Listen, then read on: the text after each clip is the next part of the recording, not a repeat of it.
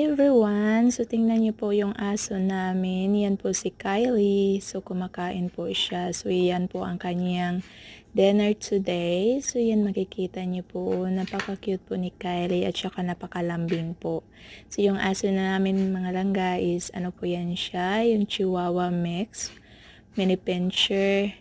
Ayan po, ang cute niya talaga. So, yung pagkainan niya is palaging nagmo-move po.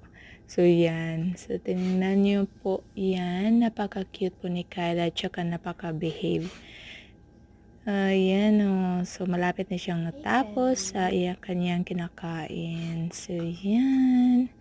Ang cute po ng aso namin. So, napaka-adorable po niya mga langga. So, yan makikita niyo po.